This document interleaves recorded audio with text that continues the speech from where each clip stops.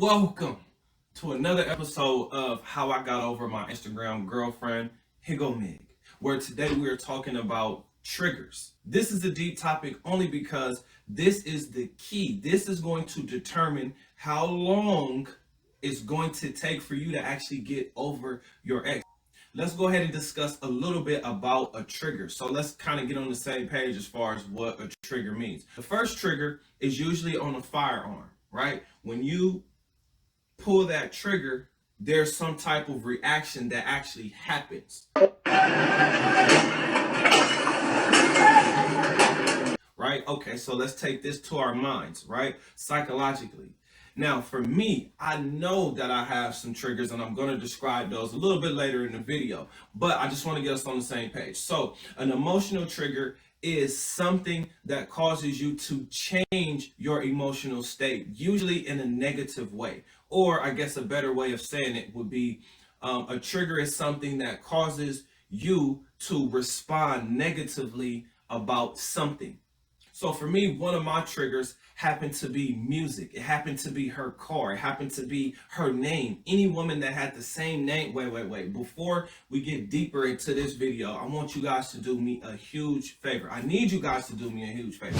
Like this video, subscribe to the channel, and then share this video because this channel has the power to actually help somebody get through a breakup or move on from a past relationship. Trust me, we all have traumas. I'm just the first to admit it, or I admit it to myself so that I can actually do something about it. So, talking about triggers, I can tell you guys personally that my triggers happen to be music, certain songs that I knew that she was listening to. The next thing was her car. So, seeing people who drove the same type of car that she drove. Another thing was women who had the same height, body shape, and body type. Those things actually also triggered me. And then when I would go out and I would see women dressing over the top, sexy, or I like to say slutty or escortish, right? When I see women dressed like that, those things trigger me. But what I had to do is I actually had to live in that moment.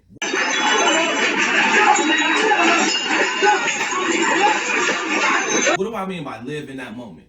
Well, because it did trigger me, I knew that I had to game plan for it. When I say game plan, I simply mean, all right, when this happens again, this is how I'm going to handle the situation. Because now that I've seen it in my mind's eye 1,000 times, right now I can actually dissect it and break it apart so that it no longer affects me in a negative way. Now, I'm not gonna lie to y'all, this is going to take some time, but like I said before, this is the key in determining how long it's going to take for you to actually get over your ex. I'll start with the music. There was City Girls and Summer Walker. Why?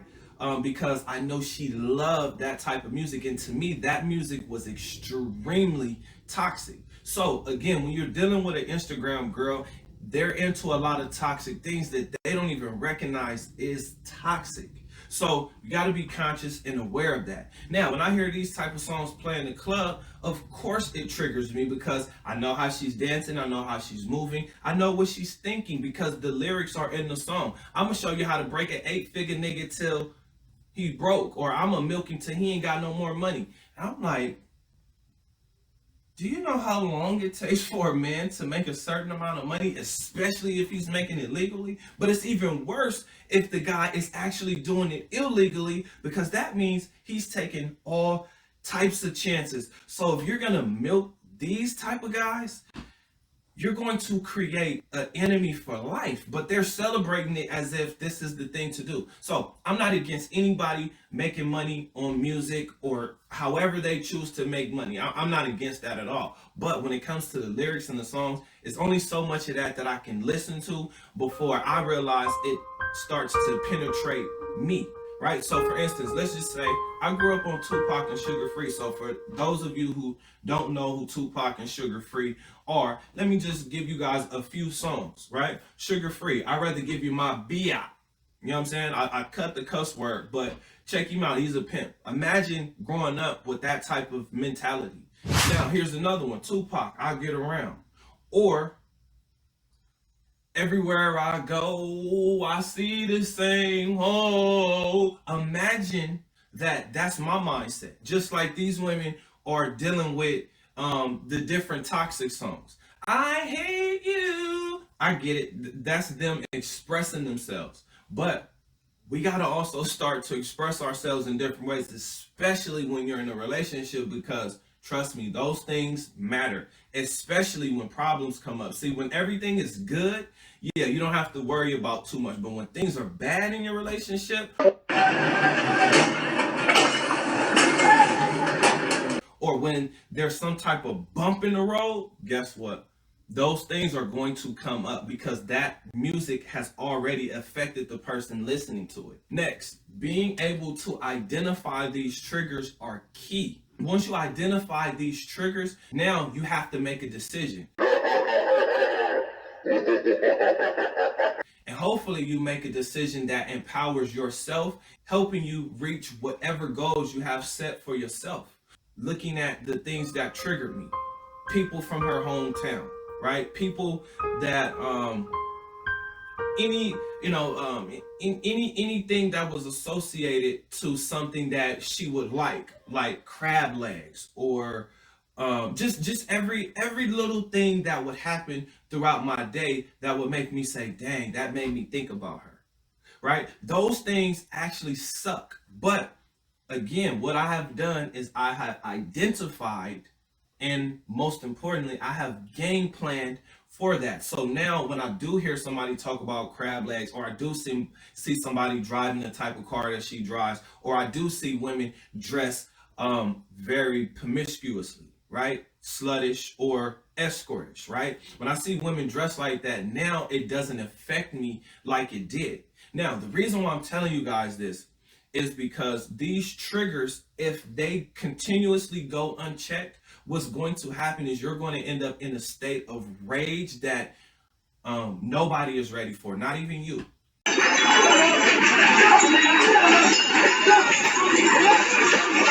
Right? Now, I'm speaking from personal experience because I had to tell my nephew this. Like, look, if there's a woman who has a man, right, you want to leave that woman alone, because I, for the first time in my life, have experienced rage. And when I say rage, I'm talking about beyond anger. I'm talking about this was a woman I felt like I needed to protect. So imagine that this guy who's just standing there has no clue of what type of rage that I have inside of me. So he's not ready for that, because how can he be ready for that? And I had to say to myself, that's unfair for that person, because that person is a human being. Guess what? That person could be me. I could have been the person who was actually messing around with somebody who just got out of a relationship, or somebody who's in a relationship. So now you have to just kind of take into consideration the other person. I know it's hard for all of us to consider the next person, but again, this is why you set goals. You write these goals down, because it's going to help you refocus on what's important, because everything is based on your reasons why you want to accomplish this or that goal. All right, so now that we've kind of went through the problem, which is the triggers, now we got to get into the action. And once again, the action is game planning for your triggers, because you gotta go out. You gotta get out the house. That's one of the number one things you have to do, is get out the house. Go do things, right? People say, well, you shouldn't date until you're healed. But based on all of the older people that I've spoken with, the older men in general, the majority of them have never gotten over that one. I have not actually come across a man who was over the age of 60 who said that he got over the one. Whether that woman died, whether they broke up, whether they realized that they just weren't good for each other. Every man that I've spoken to has always revealed to me that there was that one woman that they couldn't get over. But the most important thing in life is moving on. How do you deal with a certain situation? So game plan for your triggers. Me, I'm going to just give you guys an example. Okay, so the City Girls music, it comes on, right? Because it's one of those popular songs that you're going to hear in the club every single time you go to a club or a bar or anywhere, because it makes girls feel good and dance. All right, cool. We get that. Now, what I had to do is I had to literally sit in my feelings and realize that it's okay. I accept that that relationship is over. I accept that there are now options all over the place. Now, I'm saying options, which I'll do another video on later on, describing that we think we have a lot of options, but we actually really don't. And I'll go into detail with that in the next video, because you have to change your emotional state. You have to, because like for me, I was in a state of rage. Everybody's life was in danger.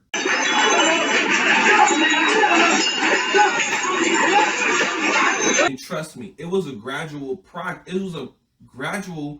progression, meaning this didn't happen all in one day.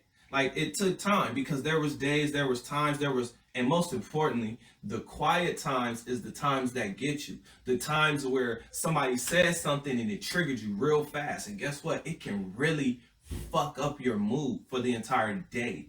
So now that we have an action, right? We covered the problem. The problem is the triggers, right? And the triggers will cause you to be emotionally distraught or stressed out. Being triggered will cause you to be intensely stressed out within a matter of seconds. Here is an affirmation that'll actually help. I always recommend therapy, but on my way, y'all. On my way. But when going to therapy, I have to say this: go in with the intention of healing. Go in with the intention that this is something that you're going to move past.